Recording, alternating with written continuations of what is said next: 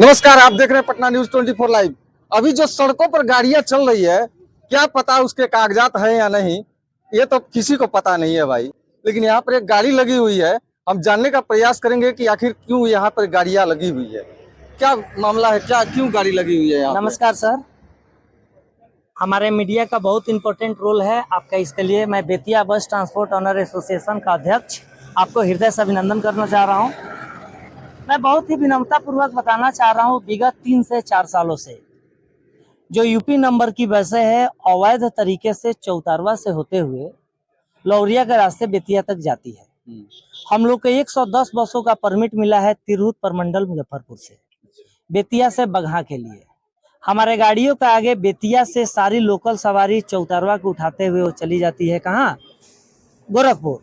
और गोरखपुर से आती है तो बांसी से होते हुए चौतारवा के रास्ते हुए बेतिया तक चली जाती है, जिससे हम लोग के बसों का डीजल का भी पैसा नहीं हो रहा है। अच्छा, पूर्व में हमने एक मिनट।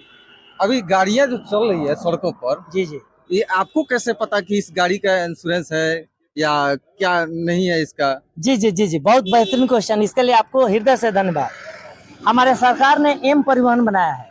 एम परिवहन पे किसी भी गाड़ी नंबर का हम नंबर टाइप करते हैं तो उसका सारा डिटेल आ जाता है। जैसे यह गाड़ी जो है यूपी 53T यूपी 53JT 4292, ये देखिए, उस गाड़ी का जो टैक्स है वो 30 जून को ही खत्म हो चुका है।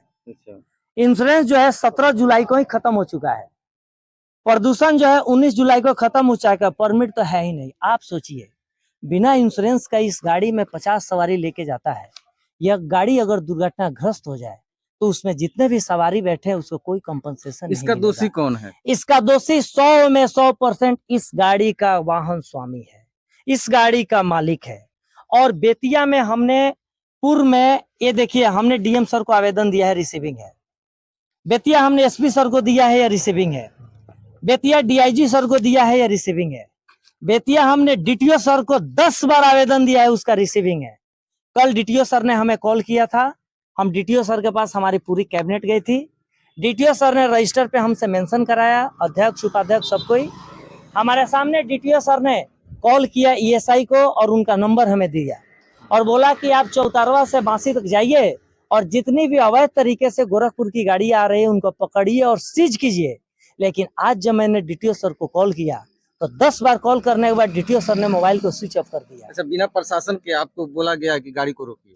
उन्होंने कहा कि कोई भी गाड़ी आती है तो आप सूचित कीजिए और सूचित करने के बाद इन्फॉर्म कीजिए और उस गाड़ी को वहां के रोक के रखिए, हम उसको फाइन करेंगे। उनके आदेशानुसार हम लोगों ने उन्हें सूचित किया, गाड़ी को थाना के सामने रोक दिया। रोकने के बाद उनको 10 बार कॉल किया डीटीओ सर, उसके बाद मोबाइल को स्विच ऑफ कर दिया। जो ईएसआई का नंबर दिए थे हमने 10 बार कॉल किया, उन्होंने मोबाइल को स्विच ऑफ कर दिया। जो इस मोबाइल में प्रमाण है कि कितनी बार हमने कॉल किया है।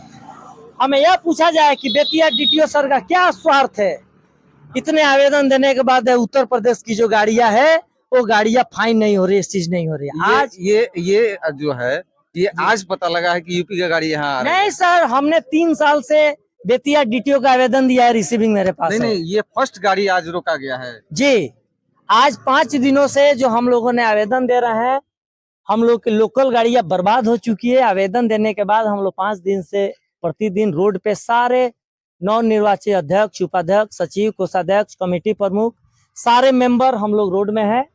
हम लोग देखते हैं, डीटीओ सर को कॉल करते हैं, ईएसआई को कॉल करते हैं। ऑफिस में जाने के बाद बहुत साफ सुथरा वो बात करते हैं जैसे विश्व के सबसे बड़े हरिश्चंद्र हो। लेकिन ये आने के बाद जब हम कॉल करते हैं तो कोई उस पर एक्शन नहीं लिया जाता है। पूछा जाए बेतिया डीटीओ हमारे लालू प्रसाद जी से क्या स्वार्थ है? मोटरसाइकिल चलता है तो रोज उसका चेक होता है। बिहार की गाड़ियां लोकल चलती है तो सीट बेल्ट चेक होता है, प्रेशर हॉर्न चेक होता है। लेकिन अवैध 50 उत्तर प्रदेश की गाड़ियां चल रही है तो क्यों उस पर एक्शन नहीं लिया जा रहा? आज देखा जा रहा है कि जो 50-60 के स्पीड में जो गाड़ी चल रही है वो ऑटोमेटिक जो है उसका चालान कट जा रहा है। फिर ये गाड़ी कैसे छूट गई उससे? इसलिए छूट गई, इसका जवाब हमारे डीटीओ का मतलब होता है डीटीओ ट्रांसपोर्ट ऑफिसर। हमारे डीएम सर का अलग अधिकार है, एसपी सर का अलग अधिकार है और डीटीओ सर का अलग अधिकार है। हमारे पास कितने प्रमाण हैं जो 50 स्पीड लिमिट यहाँ पर कहीं भी रोड में देखा जाए जी। तो कहीं भी 60 लिमिट नहीं लिखा हुआ है, जी। लेकिन 60 स्पीड जैसे ही गाड़ी जाती है ऑटोमेटिक ही चालान कट जाता है। जी। अरे भाई क्या ये मजाक देखा हो जाए, रहा इस है। गाड़ी का सारे पेपर फेल हैं, कोई परमिट भी नहीं है। गाड़ियां 50-60 में चलती है और तब भी हमारे गाड़ी पर स्पीड का फाइन किया जा रहा है। डीटीओ सर से मिलते हैं तो डीटीओ सर कहते हैं ट्रैफिक डीएसपी जानेंगे, ट्रैफिक डीएसपी से मिलते हैं तो डीएम सर जानेंगे, एडीएम सर से मिलेंगे तो डीटीओ सर जानेंगे। यानी प्रत्येक प्रशासन हम एक दूसरे के पास भेज रहा है। बस मालिकों के साथ अत्याचार हो रहा है। हमारे इन अधिकारियों से पूछा जाए इन यूपी की गाड़ियों से क्या स्वार्थ है। हमें यह पूछना है कि हमने आवेदन दिया कि शिवदानी बस का बांसी का परमिट नहीं है, लेकिन 4-4 गाड़ी शिवदानी की चौतारवा होके बांसी होके गोरखपुर जाती है। शिवदानी को गोरखपुर का जाने का परमिट है, बगहा से जाना है उनको, पनियावा होके गोरखपुर जाना है। तो परमिट जो मिलता है गाड़ी को रूट से मिलता है, तो चौतारवा होके बांसी होके क्यों जाता है? आवेदन देने के बाद भी डीटीओ सर क्यों नहीं फाइन कर रहे हैं? इसका जवाब डीटीओ सर देंगे। और मैं बेतिया बस ट्रांसपोर्ट ऑनर एसोसिएशन का प्रेसिडेंट होने के नाते मेरा कर्तव्य है कि लोकल वाहन स्वामियों के अधिकार के खिलाफ जो भी काम करेगा, मैं वो अधिकारीगण हो, वाहन स्वामी हो, संविधान और नियम के अनुसार उनके खिलाफ मैं आयुक्त सर को दे चुका हूं, मैं परिवहन सचिव को दे चुका हूं, मैं परिवहन मंत्री को दे चुका हूं। अब मैं पटना हाई कोर्ट में सारे आवेदन के रिसीविंग के साथ इन सारे अधिकारियों पे कार्रवाई करूंगा। और मुझे न्यायालय पे पूर्ण विश्वास है कि न्यायालय इन अधिकारियों से पूछेगा कि आवेदन देने के बाद यह परिचालन क्यों होता है। ये मुझे पूर्ण विश्वास है। अभी जो देखा जा रहा है कि थाना में तो गाड़ी लग चुकी है, जी क्या होना चाहिए? देखिए, चौतारवा थाना में जो गाड़ी है रायबंधु यूपी 53 JT 4292, हमारे थानाधिकारी सर का यह कहना है कि डीटीओ सर का यह पावर है। हमने उनसे रिक्वेस्ट किया है कि सर डीटीओ सर के आदेशानुसार हमें सूचना करना था, लेकिन ना ईएसआई फोन उठा रहे हैं ना डीटीओ सर फोन उठा रहे हैं। आज 2-4 बार मैं फोन किया तो स्विच ऑफ कर दिए। ये थाना अधिकारी का काम है कि वो डीटीओ सर को कॉल करें और कॉल करने के बाद उनको सूचित करें कि गाड़ी यहाँ जमा है और इस गाड़ी को वो सीज करें।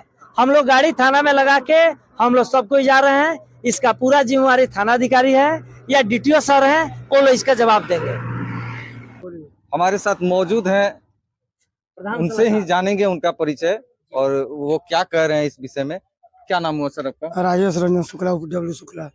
क्या आप क्या है? दिनेश बाबू इधर बस के मालिक हैं, बस के जरा मालिक? गौरव ट्रेवल्स में ही चलता है। क्या समस्या हुई है? ये जो समस्या है कि यूपी से सारा अवैध बस का परिचालन हो रहा है। ये हमारे हम लोग आज के डेट वाल्मीकि में बस 3 के रुपया भी सौ प्रबंधक गाड़ी का परिचालन कर रहे हैं बेतिया बगहा रोड में, लेकिन डीजल का भी पैसा नहीं हो रहा है इस गाड़ी के चलने से। यूपी का जो गाड़ी अवैध रूप से चलता है तरीका से, ठीक है, उसमें हम लोग का पैसा नहीं हो रहा है। लोकल जो भी सवारी होता है ये लोग बैठा लेता है लोग, जिससे हम लोग बस चलाने में सक्षम नहीं है। लगभग सारे प्रशासन का, जिला का मालिक होता है परिवहन का डीटीओ, उनका भी दरवाजा खटखटा चुके हैं। हम लोग का कोई सुनवाई नहीं हो रहा है, कुछ नहीं हो रहा है। अगर आज ये काम डीटीओ साहब का है, अगर आज के डेट में ये सुनवाई होता है तो हम बस मालिकों को रोड पे आके इस तरह का करोड़ों का पूंजी लगा के रोड पे नहीं उतरना पड़ता। वो तो देखा जा रहा है सीधा सीधा। आप देख सकते हैं कि यहाँ पे बसें जो है लगाई गई है और यहाँ पे कितनी भी गाड़ियाँ जो है चलती है सड़कों पे, इसका क्या नहीं है। तो सारी गाड़ियाँ जो है देखा जा रहा है कि ये कोई दिक्कत नहीं है, दिक्कत नहीं है तो वो हम लोग को पता नहीं चल पाएगा। वो बता रहे थे कि एम परिवहन नाम का एक सॉफ्टवेयर आता है जिससे कि गाड़ी का नंबर डाल करके उसको चेक किया जा सकता है। जब तक ये गाड़ी यहाँ पे लगी हुई है, ये किनकी जिम्मेवारी होगी ये मुझे भी कहना मुश्किल है। बगहा से पटना न्यूज़ 24 लाइव के लिए MD मंजर आलम।